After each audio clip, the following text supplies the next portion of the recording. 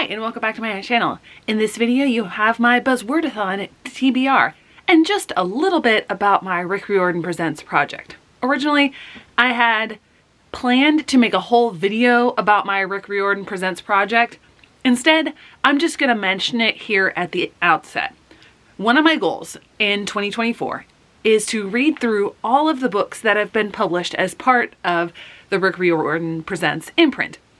There's several of those books. I thought about trying to get my hands on all of them, which is next to impossible because some of them have just been released and are going to be released this year. It's a currently publishing imprint, but we'll just leave it at the fact that I plan to read through this imprint. Now, to the main star of the video, and that is my Buzzwordathon TBR.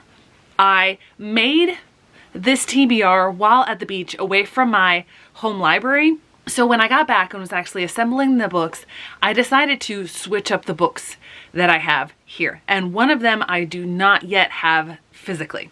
So we're going to start with the January book. And that one I've already mentioned and talked about on my January TBR, because obviously I'm going to read the January book in TBR. And that is some version of the word there, one of the 3 versions. And for that, I chose the memoir, I Was Born Here, I Was Born There. Then we have February, and the prompt for that is positive words. And so I chose Room to Dream by Kelly Yang. The positive word is dream. And this is book 3 in this series, which helps with another goal. I'm reading book 2 in the series in January. So continuing on with this one in February. Then for March, we have character name in the title. And for that one, I chose the first in the Janie's series, My Lady Jane. Then for April, we have a nature word, and this helps with the Rick Riordan Presents imprint, and that is Paula Santiago and the Forest of Nightmares. This is book 2 in this series. I'm reading book 1 in January, so this month. Then in May, I do not have this book physically, and I realize it's 2 books that I do not have physically. I'm checking it out from the library. I should probably go ahead and get rid of the hold because I was just going to check it out now for this video, and I'm filming this video. But anyway, that is Everybody Looking by Candice Illo. Then in June, we have repeating words. And she did say, Kayla from Books and Lala did say that the counts. So I'm choosing The Witch and the Czar. I've been really excited about this one because Jade from January Reads really enjoyed this one. And we have very similar tastes when it comes to fantasy.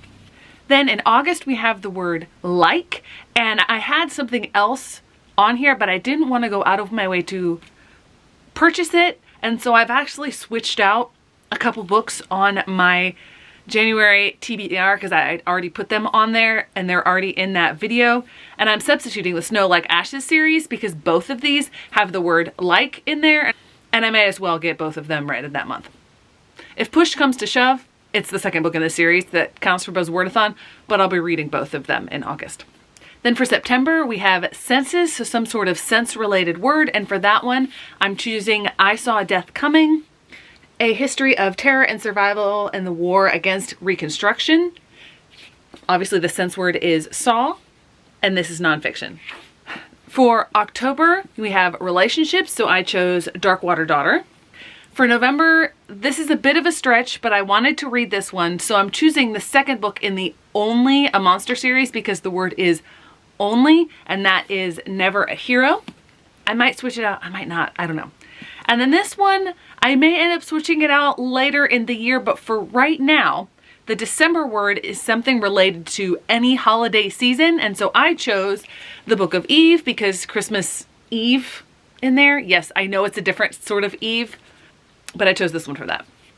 And I just realized that I forgot to talk about July because July is one of the ones there I don't have the book physically, and that is Measurements. And so I've chosen the memoir by Meb Keflezighi, Run to Overcome. In the subtitle, it has several different distance or measurement words in it, like long distance, etc. So that's going to be my July book. So there you go. There are the 12 books that I plan to read to complete this year's Buzzwordathon challenge. Thanks so much for watching. I hope to see you in the next one.